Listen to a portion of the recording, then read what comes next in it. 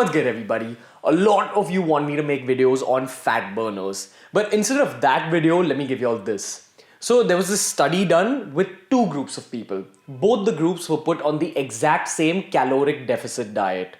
One group was made to sleep for more than 7 hours a night, and the other group was made to sleep less than 7 hours a night.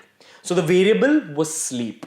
After a certain time period, what was observed was that the group that slept more ended up burning 55% more fat in terms of weight. The weight loss was the same, but the group that slept more burnt more fat. Just like nutrition and just like diet, there's a technique in order to get the best quality sleep, and that's what today's video is about.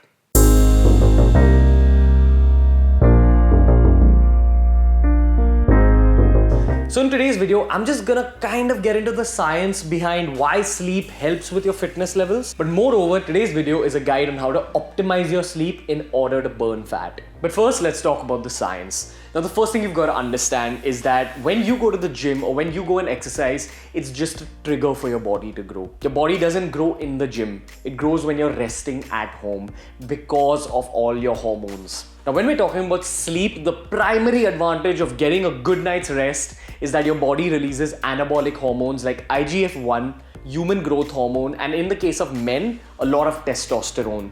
The more you sleep, the more and the better the secretion of the hormones is. So for maximum gains and maximum fat loss, you gotta sleep well. The second aspect of sleep science is catabolic hormones. Catabolism means destruction.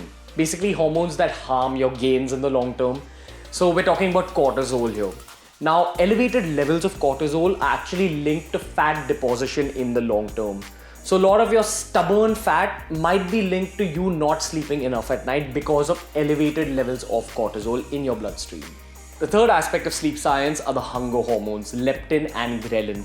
When you don't sleep well, when you're not well rested, your leptin and ghrelin levels are not normal. They're all over the place. Your ghrelin spikes up and your leptin drops. And in the long term, this leads to you never feeling satiated or full.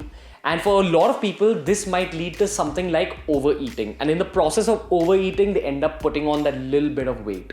And the final aspect of sleep science isn't related to your hormones, but moreover, it's related to your muscular system and your nervous system. In any form of exercise, especially something like weight training or resistance training, you're using your muscles and your nervous system together. And when you slept well, your coordination, your reflexes, everything is working much better. Your nervous system is firing faster, your muscular system is working better. And this basically means that your performance in the gym or in your exercise regime is much better. And a better performance in the gym or in your exercise regime means bigger gains in the long term, means a faster way of burning fat, means a better you. And that's why when we're talking about sleeping, it's all about great techniques in order to optimize your sleep. So let's start with BeerBiceps' top 5 tips in order to get the best possible sleep in the world. Tip number 1, stay away from electronics at night. At least 1 hour before bedtime, put your cell phone away. Now, what you've got to understand is that human beings have evolved over the last 2 million years, and it's only in the last 200 to 300 years that we've had electricity. Now, your body works by releasing certain hormones in response to the environment. So in response to darkness, our bodies have evolved to release something called melatonin. And melatonin is a hormone that induces sleep. Now, in the last 200 years where our lifestyles have changed, and in the last 10 years or so where we've all started using cell phones, we all use cell phones before bedtime. And when you do that, you've got all this light entering your eyes, and what it does is that it changes the environment for your body. So your body responds to all that excess light by reducing the amount of melatonin secretion. And a reduced melatonin secretion leads to not having the best quality sleep. You want to sleep well, you want to sleep sound, stay away from electronics at least 1 hour before bedtime. Tip number 2, we're talking about light once again. A lot of people once again make this mistake of sleeping with a light on or having a really bright light on something like the AC switched on through the night. And even something like this will affect the quality of your sleep. Remember, your body has evolved from the Stone Age in order to start feeling sleepy in complete darkness. And your job is to create that Stone Age level of darkness once again in your own room. Now, how do you create this even in the morning? One way is that you go to sleep early so that your body gets a lot of bedtime in complete darkness. So say if you're sleeping at 11 or 12 o'clock, there'll be darkness till 6 in the morning. You're getting at least those 6 hours of darkness for sound sleep. If you're one of those people who sleeps really late, what's happening is that you're only giving your body 2 hours of complete darkness, and that doesn't lead to sound sleep. Your job is to create an environment with complete darkness, and even if that means adding a few thicker curtains in your room, do it. But you want to give your body complete darkness for complete rest and complete gains. Third, we're talking about stimulants, namely nicotine and caffeine. What you want to avoid, firstly, are cigarettes in life generally, but if you're a smoker, keep it away from your bedtime. And when we're talking about beverages with caffeine, so that's tea, coffee, any aerated cola or Red Bull, you want to keep it way away from your bedtime. You don't want to keep it anywhere after 5 p.m. in the evening, in my opinion. You know, a lot of people who are addicted to tea and coffee don't even realize that they're missing out on quality sleep. And when they actually reduce the amount of tea and coffee that they're drinking and they try to sleep, they all notice a difference in how well they sleep. So what I would suggest is that ideally you shouldn't go above 2 cups of tea or coffee in the entire day, and even that's a lot. But if you can completely avoid it, do that. You gotta figure out what's important for you. Quality sleep which results in quality gains, or that little kick you're getting from your nicotine or caffeine. It's your call. Next, we're talking about sleep hygiene. Now this essentially means that you need to create an environment best suited for your body in order to sleep. This has 4 aspects to it, the first of which is that you need to lower the temperature of your own body.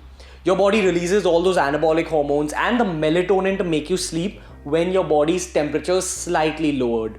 So this essentially means where you've got to sleep either in the AC or with the fan on.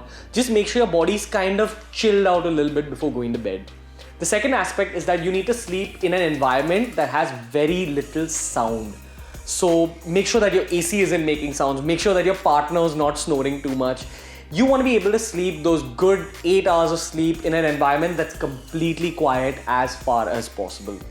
The third aspect is that you need to figure out what kind of sleeping environment you like. If you like sleeping on slightly softer mattresses or harder mattresses, this is kind of a subjective point, but you've got to figure out what works for you the best and ensure that every night you get that kind of sleep hygiene level. And the fourth aspect of sleep hygiene is that you've got to figure out triggers for yourself. Again, this is a subjective point. So for some people, this means probably having a hot shower before bedtime. When you have a hot shower, your body temperatures are elevated. You go into a room with the AC on and your body temperatures plummet. And for a lot of people, that works. That helps them sleep. For some people, maybe eating a small meal that's slightly high on fat lowers their metabolism, which makes them a little tired. And for some people, maybe something like meditating or reading something boring might work. Once again, you've got to figure out what kind of sleep hygiene works for you the best. The fifth and final point we're talking about is exercise. Now there's 2 aspects to this. In the long term, you want to have some kind of exercise regime you go to, whether it's yoga or dancing or weight training. It's got to be something that tires you out a little bit, and it's got to be a long-term activity in order to get the best kind of sleep in the long term. But the other aspect is cardio. Now the great thing about cardio, besides the fact that it works your heart and helps with your fat loss, is that it helps you sleep better. So if you're someone who's struggling with something like insomnia, going for a really intense 30-minute run before bedtime is a great way to get tired and go to sleep. So those were my top 5 tips in order to sleep better. And as I've always said, sleep is the #1 supplement in the world. If you get serious about your sleeping patterns and your sleeping habits, you're bound to make insane gains in the long term. Everything from injury recovery to muscle recovery to fat loss is enhanced by a great sleep cycle, and that's what you've got to focus on. Either way, guys, if you like today's video, make sure you give it a thumbs up. If you want to know more about weight loss science, make sure you check out my weight loss science playlist. If you want a free diet for losing weight, make sure you check out the BB Summer Diet Plan, and make sure you subscribe to BeerBiceps. I will see you next time.